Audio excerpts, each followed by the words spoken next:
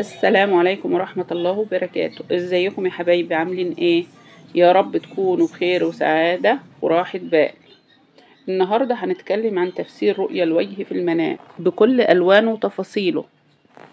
الوجه دايما بيرمز للحال، يعني المنام بيعكس حال الإنسان في دينه ودنياه.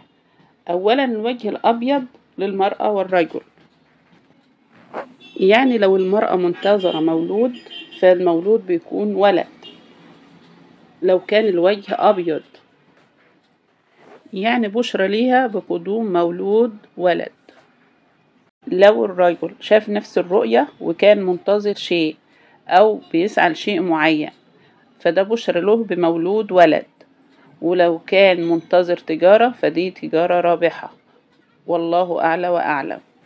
الوجه الأبيض في العموم بيدل على بشرة خير وفرحة وتمام أمر وعلو شأن وعز يناله، ويدل برضو على حسن السيرة بين الناس، وبيدل على رضا الله وعلى الإيمان والأخلاق، والله أعلى وأعلم. ثانيا الوجه الأسود في المنام. الوجه الأسود في المنام مش كله خير ومش كله شر. فمن بشريات الوجه الأسود في المنام لو شافت امرأة وكانت منتظرة مولود فده بشرى لها بقدوم أنثى أو بنت. والرجل نفس الحكاية، لو كان منتظر مولود فده بشرى له بقدوم بنت بإذن الله. أما لو شفت وجهك أسود في العموم فده تحذير من هم أو ذنب أو مشكلة معينة أو تغيير حال من حال إلى حال أسوأ. ربنا يعافيكم يا رب، والله أعلى وأعلم. ثالثا الوجه الأحمر في المنام. الوجه الأحمر بيدل على النشاط والعزة والفرح أو أمر منتظره سوف يتم.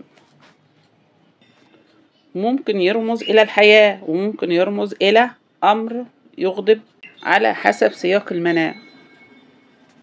أما الوجه الأصفر وده أكتر الألوان اللي بتخوف الناس، ولكن مش دايما شر أو وحش، فهو أحيانا بيكون تحذير من تعب أو مرض أو حسد أو توتر وقلق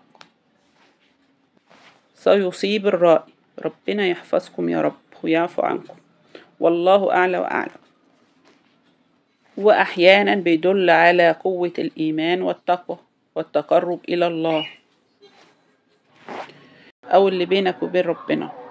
سبحان الله، الوجه في المنام مش دائما مجرد ملامح، ولكنه رسالة لحالك الحقيقي مع ربنا أو اللي بينك وبين ربك،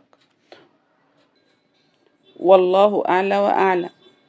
ما تنسوش يا حبايبي اللايك والشير عشان يوصلكم كل جديد.